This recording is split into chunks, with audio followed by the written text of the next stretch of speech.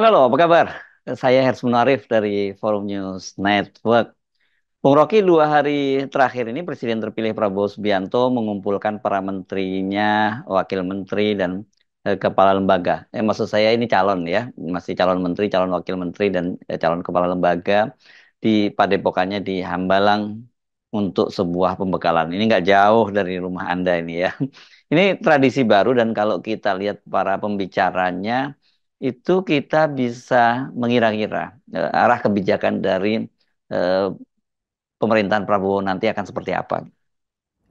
Ya, tentu ada tradisi bagus dimulai oleh Pak Prabowo, yaitu pembekalan terhadap calon-calon menterinya atau sebut saja pembentukan paradigma bagi kabinetnya itu.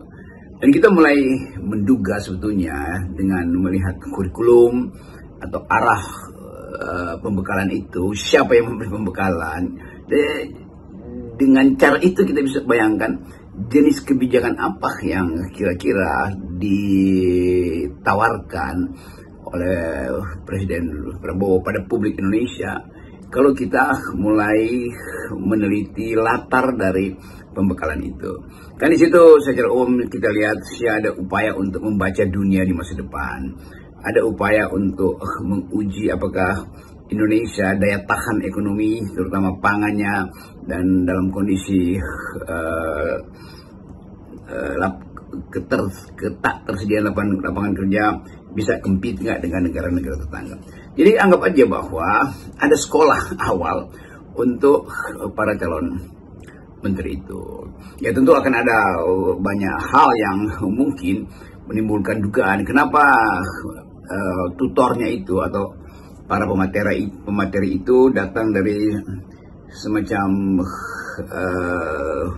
sebut aja thinker, pemikir yang latar belakangnya menunjukkan arah pemihakan atau arah kebijakan kita tuh.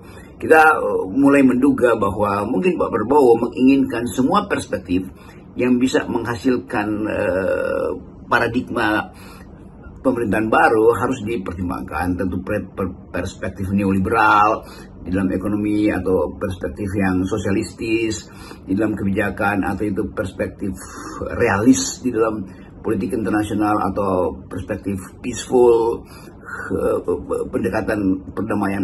Semua itu kita lihat semacam kurikulum umum yang yang dipamerkan atau yang diedarkan yang berada di sosial media.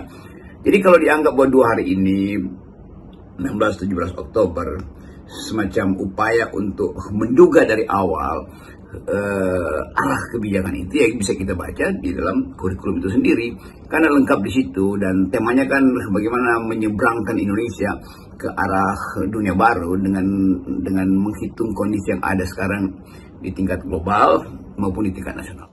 Ini di luar Pak Prabowo, nama-nama yang memberikan pembekalan ini nama-nama ini pembicara dari asing ya. Ini Bung Rocky ya. Ada ini banyak namanya yang cukup sophisticated ini kalau dilihat dari materinya dan kemudian nama pemberi materinya ya. Misalnya ada Profesor Riyas Shah ini dari Harvard Business School ini, dan juga ada aktivis anti korupsi dari Inggris Mariam Hussein. Kemudian ada Hunter Lee Shoik ini yang bicara mengapa ada negara yang sukses dan ada negara yang gagal. Justru jadi pertanyaan saya, kalau lihat canggihnya para pembicara seperti ini, nanti apa para menteri atau terutama wakil presiden Gibran itu paham soal-soal yang atau topik-topik berat yang diomongkan seperti ini. Ya, sebagian besar penceramah di situ kita kenal kalau kita ikuti podcast mereka, kan kadang-kala lewat di sosial media kita tuh. Misalnya orang yang dari Inggris itu, siapa namanya dari itu, siapa, Ras yang saya kira dia keturunan India, yang memberi semacam inspirasi bahwa pendidikan itu harus dihasilkan mulai dari usia yang paling mungkin diintervensi supaya ada perspektif. Jadi anak didik sebetulnya dimasukkan dalam kurikulum yang dirancang untuk perkembangan dirinya tuh, supaya bisa bertahan dunia yang penuh dengan gejala disruption. Jadi profesor ini, Syah siapa? Silakan dia namanya itu berupaya untuk memberi semacam nasihat pada kabinet akan datang supaya pendidikan itu diutamakan. Jadi itu juga penanda bahwa Pak Prabowo menginginkan atau menghendaki ada satu paradigma pendidikan yang mungkin berbeda dengan era Pak Jokowi, yaitu kemandirian seseorang itu dimulai dari kemampuan kita memberi pengetahuan pada anak-anak yang bahkan tidak mampu untuk masuk dalam sekolah-sekolah formal. Tetapi konsekuensinya itu panjang. Juga banyak dosen yang sifatnya informal, yang ditelantarkan oleh kebijakan, yang guru-guru honorer sebetulnya kan mereka yang mestinya diberi pendidikan lebih baik supaya mereka bisa mengasuh bahkan anak-anak yang tidak bisa masuk ke dalam sistem pendidikan formal. Jadi sekali lagi kalau kita lihat perspektif itu ya terbaca bahwa soal inteligensi, soal kecepatan berpikir itu ada di dalam radar Pak Prabowo. Walaupun kita akan bertanya apakah betul semua anggota kabinet Pak Prabowo mampu menyerap pikiran-pikiran radikal semacam itu atau pikiran-pikiran disruption semacam itu.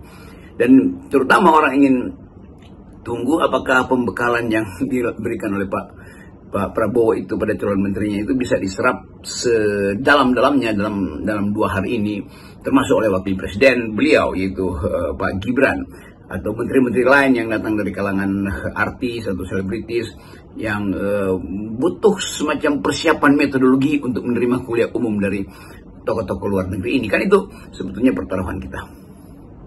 Soal global security ini juga tampaknya tidak luput dari perhatian Pak Prabowo, dan ini yang sering kita bicarakan ya mengenai konflik geopolitik global ini, terutama sekarang kalau yang pasti dapat sorotan perhatian itu setelah tadinya itu antara Rusia dan Ukraina itu yang sampai sekarang masih nggak berakhir, itu soal Timur Tengah ya, ini Israel dengan negara-negara tetangganya dan terutama dengan Palestina. Dan ini salah satunya ini pakar yang diundang adalah Profesor John Mearsheimer. Ini menarik, ini profilnya Bung Rocky. Dia ini perwira bukan perwira TNI ya, perwira Angkatan Udara Amerika. Dan ini adalah lulusan dari akademi militer yang bergengsi ini di Amerika ini ya, West Point, dan kemudian menjadi profesor politik. Cara pandangnya ini cukup menarik, Bung Rocky ini ya, punya latar belakang yang sama, sama-sama militer seperti Pak Prabowo.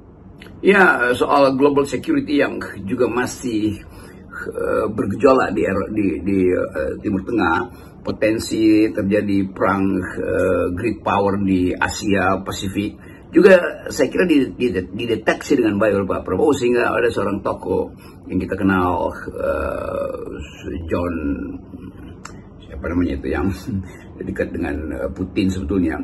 Jadi saudara John Mearsheimer, sekali lagi saya cuma baca sepintas, tapi kira-kira kita bisa kenali pikiran dia yang berupaya untuk memberi semacam perspektif realisme. Kalau kita belajar politik internasional ada perspektif realisme, yaitu mereka yang menginginkan sebaiknya bersiaplah untuk bahkan menganeksasi, menyerang, atau mereka yang pro perang. Jadi perspektif John ini juga ada dalam perspektif kaum realis, beda dengan kaum pasifis yang berupaya untuk menghasilkan perdamaian. Jadi kita mungkin bisa ingat bagaimana Amerika memamerkan postur politik dia itu di Ukraina dengan menatokan Ukraina, dan itu yang jadi kalau kita baca-baca 3 tahun lalu itu kan Profesor John ini justru mensponsori semacam upaya untuk menatokan Ukraina, dan itu yang kemudian membaca bahwa Amerika menatokan Ukraina, dan itu menimbulkan semacam kecemasan dari Putin di Rusia tuh. Jadi kita lihat misalnya kenapa Pak Prabowo mengundang seorang pakar politik internasional yang perspektifnya realis. Jadi itu juga penanda, bukankah kita ke Indonesia itu tidak berperspektif realis? Karena kita tahu bahwa kita tidak punya kemampuan untuk menggertak tetangga, apalagi menggelar pasukan atau kota militer kita di mancanegara, kita dikenal sebagai negara yang selalu mengirimkan pasukan perdamaian. Jadi orang bertanya kenapa perspektif politik internasional melalui Profesor John Mayer ini dijadikan sumber pembekalan bagi para menteri. Mungkin Pak Prabowo lagi mencari semacam strategi apakah Indonesia akan terlibat di dalam negosiasi damai atau Indonesia harus bersiap kalau terpaksa harus masuk di dalam proxy war dengan satu atau dua superpower atau great power yang akan menjadi tutor kita tuh. Jadi sekali lagi ini hanya upaya kita untuk menduga arah politik kebijakan luar negeri terutama di bidang diplomasi dan pertahanan oleh pemerintahan Pak Prabowo. Jadi sekali lagi poin saya adalah kita membaca kurikulum pembekalan ini di dalam upaya untuk membaca secara lebih futuristik apa sebetulnya arah politik luar negeri kita di bidang pertahanan. Ini lepas dari siapa yang memberi pembekalan, tapi justru sekarang ini pertanyaan publik itu dengan postur kabinet yang gemuk gitu, apakah kemudian ini bisa solid bekerja dan bisa kemudian lebih lincah juga, artinya kemudian bisa lebih cepat mengeksekusi berbagai program kerja gitu tanpa terhambat karena hubungan antar kelembagaan yang lain, antar departemen yang lain begitu. Kan soal-soal begini ini biasanya sering jadi hambatan ya, koordinasi antara departemen maupun lembaga. Belum lagi kalau kita bicara soal anggaran. Ini ya, yang anggaran yang cekak, yang ini bisa-bisa dengan kabinet yang gemuk itu habis untuk belanja rutin kementerian dan lembaga saja, Bung Rocky. Ya pada akhirnya pertanyaan ujungnya kan apakah kabinet yang gemuk ini bisa lincah untuk menangani masalah-masalah dalam negeri dan luar negeri yang sekarang sedang dibekalkan oleh Pak Prabowo melalui pakar-pakar internasional itu. Kan itu pertanyaan kita tuh, apakah beberapa wakil menteri atau posisi kementerian yang terlalu jauh dari isu politik semacam itu mampu untuk tune in atau di fit and proper melalui perspektif kurikulum multidisiplin tadi. Jadi sekali lagi pembekalan yang sedang berlangsung di Hambalang itu satu cara baru untuk memulai persiapan memimpin dengan paradigma yang sangat mungkin akan bersifat pengendalian. Artinya pengendalian artinya perspektifnya dimulai dengan pembekalan, lalu kebijakan akan dihitung berdasarkan arah pembekalan itu. Kan tidak mungkin Pak Prabowo menganggap bahwa pembekalan ini sekedar semacam seremonial untuk memulai satu sistem pemerintahan. Kelihatannya memang dipilih beberapa tema itu, soal pendidikan misalnya yang akhirnya adalah pakar dari London itu, yang bahkan memulai semacam ide bahwa pendidikan itu harus betul-betul dimulai dengan keinginan untuk mendewasakan dan meliberalkan manusia itu. Lalu tadi kita bahas sedikit soal perspektif hubungan internasional yang pakarnya justru datang dari perspektif kaum realis, yaitu menginginkan ada balance of power di dalam politik dunia tuh. Jadi semua hal itu kita masih bisa nilai nanti mungkin setelah selesai dievaluasi, lalu ada Pak Prabowo kasih closing remarks atau closing speech, dan publik tentu akan bertanya melalui media massa, ujung dari pembekalan ini apa tuh? Apakah pembekalan ini menjadi semacam tanda pertama secara hipotetis bahwa Indonesia akan bergerak ke dalam proksi sebuah superpower? Apakah Indonesia ekonominya akan disusun secara libertarian?